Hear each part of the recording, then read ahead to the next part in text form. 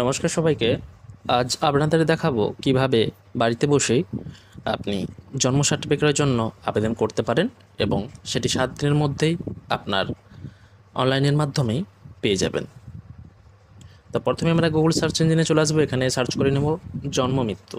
Search করতেই প্রথম যে অপশনটি আসবে দেখুন জন্ম মৃত্যু তথ্য, এই অপশনটা আমরা ক্লিক করব।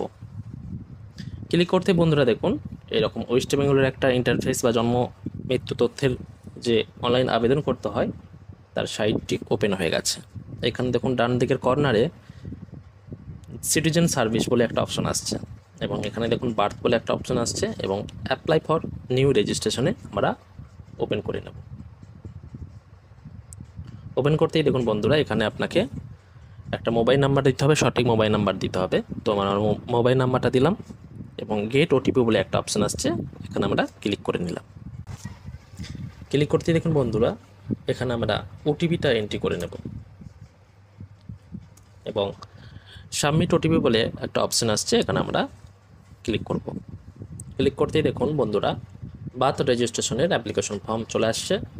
তো প্রথমেই বলে রেখে দেখুন এখানে রিপোর্টিং ডেট, যেই ডেটে আপনি অ্যাপ্লিকেশনটা ফিল আপ করবেন সেই ডেট আপনার মোবাইল নাম্বার চলে আসবে এবং এরপর দেখুন জন্মের তারিখ। এখানে বন্ধুরা শিশুটি কত তারিখে জন্মগ্রহণ করেছেন, কোন মাসের এবং কোন সালের, সেটি আপনি এখানে সিলেক্ট করে নেবেন। এখানে দেখুন মান্থ চলে আসছে এপ্রিল মান্থ। এখানে দেখুন ক্লিক করলেই 2024 চলে আসছে। ক্লিক করলে এবারে দেখে নেবেন যে কোন সালে জন্মগ্রহণ করেছেন।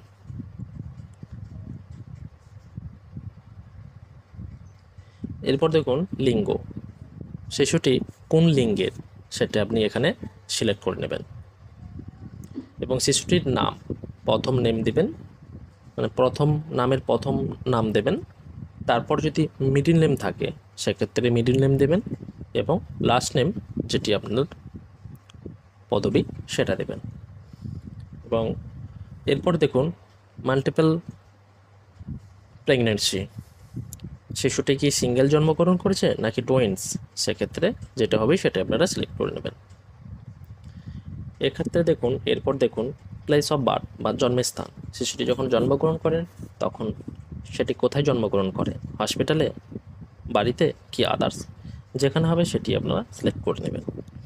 এরপর দেখুন স্টেট, ওয়েস্ট বেঙ্গল সিলেক্ট করবেন এবং ডিস্ট্রিক্ট, যেই ডিস্ট্রিক্টে জন্মগ্রহণ করেছেন সেই ডিস্ট্রিক্টটা এখানে সিলেক্ট করবেন এবং এটি আরবান নাকি রুরাল, সেক্ষেত্রে ব্লক এবং মিউনিসিপ্যালিটি যেটা হবে সেটা সিলেক্ট করে নেবেন। ব্লক হলে ব্লক, মিউনিসিপ্যালিটি হলে মিউনিসিপ্যালিটি। এক্ষেত্রেও ব্লক বা মিউনিসিপ্যালিটি দেখুন করলেই তো চলে আসবেন ব্লক বা মিউনিসিপ্যালিটির সমস্ত নাম, যেটা হবে সেটা আপনারা সিলেক্ট করে নেবেন। এরপর দেখুন পঞ্চায়েত, যদি আমি ব্লক এরিয়াতে হয় সেক্ষেত্রে ব্লকটা সিলেক্ট করার পরে এখানে দেখুন পঞ্চায়েতের নাম চলে আসবে সমস্ত। এবং শিশুটি যদি গ্রামে জন্মগ্রহণ করেন সেক্ষেত্রে যেহেতু ব্লক এবং পঞ্চায়েত সিলেক্ট করেছে সেক্ষেত্রে এখানে গ্রামের নামগুলো শো হবে, যেটা হবে সেটা এন্ট্রি করে দেবেন এবং পিনকোড এখানে এন্ট্রি করবেন। অ্যাড্রেস লাইন 1, এখানে একদম সমস্ত অ্যাড্রেসটি ভিলেজ থেকে শুরু করে পোস্ট, ডিস্ট্রিক্ট, পুলিশ স্টেশন সমস্ত এখানে এন্ট্রি করে নেবেন। এরপর দেখুন পিতার তথ্য, পিতার প্রথম নেম, যদি মিডিল নেম থাকে মিডিল নেম দেবেন এবং লাস্ট নেম থাকলে লাস্ট নেম দেবেন। মেল আইডি যদি থাকে মেল আইডি দেবেন, মোবাইল নাম্বার যদি থাকে মোবাইল নাম্বার দেবেন এবং টাইপ অফ আইডি প্রুফ হিসাবে যে কোনো একটি দেবেন, আধার, ভোটার, রেশন কার্ড, পাসপোর্ট যে কোনো একটি সিলেক্ট করবেন। যদি আধার সিলেক্ট করুন আধার সিলেক্ট করবেন এবং এখানে আধার কার্ডের নাম্বারটা এখানে এন্ট্রি করবেন এবং আধার কার্ডটি সুন্দর করে পরিষ্কার ছবি তুলবেন এবং একটা পিডিএফ ফাইল তৈরি করবেন, এখানে আপলোড করে দেবেন। সেম বাবার ক্ষেত্রে যেই রকম তথ্য দিতে হয় মায়ের ক্ষেত্রেও সেম তথ্য, মায়ের নাম, যদি মিডিল নেম থাকে মিডিল নেম, লাস্ট নেম দেবেন, মেল আইডি, মোবাইল নাম্বার এখানে আপনাকে দিতেই হবে।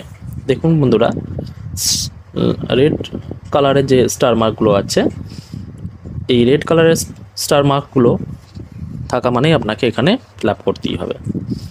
Type of identity, Aadhaar, voter যেটা থাকবে সেটা, আধার কার্ড থাকলে আধার কার্ড সিলেক্ট করলেন এবং আধার কার্ডের নম্বর এবং সেম আধার কার্ডের একটা পরিষ্কার ছবি তুলে সেটা পিডিএফ ফাইল করে এখানে আপলোড করে দেবেন।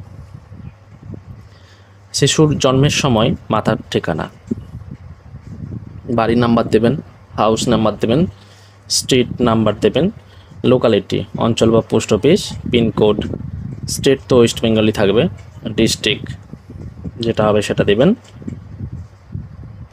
রুরাল কি আরবান, সেক্ষেত্রে যদি রুরাল হয় তাহলে ব্লক দিবেন এবং এখানে সমস্ত ব্লকের নাম চলে আসবে, যেটা হবে সেটা সিলেক্ট করে দেবেন।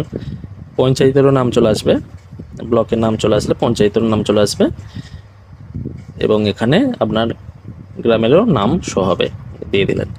এরপর দেখুন পার্মানেন্ট অ্যাড্রেস অফ মাতার স্থায়ী ঠিকানা, এখানে please check if permanent address is the same as above address, স্থায়ী ঠিকানা উপরের ঠিকানার সাথে একই কিনা অনুগ্রহ করে মিলিয়ে নিন এবং চেকবক্সে ক্লিক করুন। এখানে ক্লিক করতেই দেখুন উপরের যেগুলো ঠিকানাগুলো দিয়েছেন এখানে সেম চলে আসলো।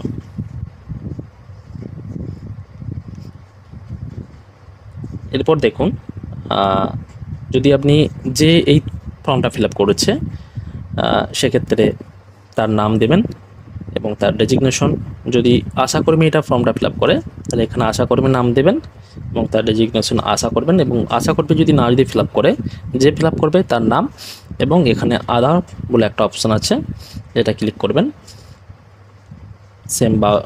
সেম এখানে আদার্স কিছু এইগুলো দিয়ে দরকার নেই, শুধুমাত্র স্টেট, ডিস্ট্রিক্ট, ব্লক এরিয়া থাকলে ব্লক এরিয়া বা মিউনিসিপ্যালিটি এরিয়া থাকলে যেখানে বাসিন্দা সেখানে এখানে সিলেক্ট করবেন। এরপর দেখুন পরিসংখ্যানগত তথ্য, এক্ষেত্রে প্রথমে ফাদার্স অ্যান্ড মাদার্স ইনফরমেশন, এক্ষেত্রে রিলিজন ধর্ম কি বাবার, যেই ধর্মের উনি হবেন সেই ধর্মটি এখানে সিলেক্ট করবেন এবং বাবার শিক্ষাগত মান কি আছে, এখানে দেখুন অনেকগুলো অপশান আছে, যে অপশানের মধ্যে বাবার শিক্ষাগত মান পড়বে সেটাই আপনি এটা সিলেক্ট করে নেবেন। এবং বাবার পেশা কি আছে, এখানে সমস্ত কিছু দেওয়া আছে, পেশা যেই পেশার মধ্যে উনি অন্তর্ভুক্ত হবেন সেই পেশাটা এখানে সিলেক্ট করে নেবেন। এক্ষেত্রে দেখুন মায়ের এডুকেশন লেভেল, মানে মাতার শিক্ষাগত মান কি আছে সেটা সিলেক্ট করে নেবেন এবং মায়ের পেশা কি আছে সেটাও সিলেক্ট করবেন। এরপর দেখুন প্রথম বিবাহের সময় মাতার বয়স 15 বছর, বিবাহের সময় মায়ের বয়স কত ছিল, 20, 22, 25, 30 যেটা হবে সেটা বসাবেন। এরপর দেখুন বাচ্চার সময় মায়ের বয়স কত ছিল, বাচ্চা হওয়ার সময় মায়ের বয়স কত ছিল যেটা হবে সেটা 15 বছর দেবেন। ঠিক আছে, ধরুন আপনার যদি বাচ্চা হওয়ার সময় আপনার বয়স যদি হয় 25 বছর 6 মাস, সেক্ষেত্রে কিন্তু আপনি 26 বছর বা 25 বছরই দেবেন। এরপর এই সন্তান সহ মাতার কয়টি সন্তান, এই সন্তানের আগে যদি মায়ের কোনো সন্তান হয়ে থাকে তাহলে এই সন্তানটা অ্যাড হয়েই এখানে দেন, যদি আগে যদি একটা সন্তান হয়ে থাকে এই সন্তানটা এরপর এই সন্তানের সেক্ষেত্রে 2, যদি সন্তান প্রথম হয় তাহলে এখানে 1 দেবেন। আচ্ছা, প্রেগনেন্সির সময় কতদিন মাতা প্রেগনেন্সি ছিল, সেক্ষেত্রে এখানে সাপ্তাহিক হিসাবে দেবেন। 10 মাস যদি থাকে তাহলে 40 সপ্তাহ, এখানে 40 বসাবেন। এরপর দেখুন প্রসবকালীন পরিচর্যা, প্রসবকালীন পরিচর্যা কে করেছে, ইনস্টিটিউশনাল, গভর্নমেন্ট বা প্রাইভেট বা ডক্টর, নার্স অথবা ট্র্যাডিশনাল বার্থ যেটা হবে সেটা, বা রিলেটিভস অর আদার যেটা হয়েছে আপনার, সেক্ষেত্রে সেটি সিলেক্ট করে নেবেন। এবং প্রসবের পদ্ধতি, শিশুটি কীভাবে হয়েছে, নর্মাল হয়েছে কি সিজার হয়েছে বা ভ্যাকিউম, সেটি আপনি সিলেক্ট করে নেবেন এখানে। এবং জন্মের সময় শিশুর বয়স কত ছিল, ওজন কত ছিল সেটা এখানে বসিয়ে নেবেন। এরপর এক্ষেত্রে দেখুন কিছু ডকুমেন্টস আপলোড করতে হয়।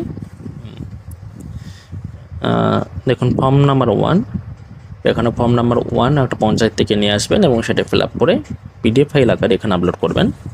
আবার দেখুন পঞ্চায়েত পেমেন্ট ওর চালান, এক্ষেত্রে কিছু দেওয়ার দরকার নেই, পেমেন্ট বা চালানের ক্ষেত্রে কিছু দরকার নাই।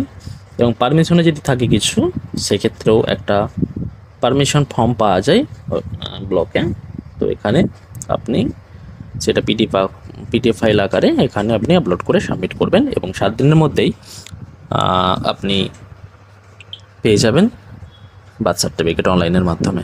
ধন্যবাদ বন্ধুরা, এই চ্যানেলের কন্টেন্ট যদি আপনাদের ভালো লাগে থাকে অবশ্যই চ্যানেলটা সাবস্ক্রাইব করুন এবং লাইক করুন এবং শেয়ার করুন এবং আমার পাশে থাকুন।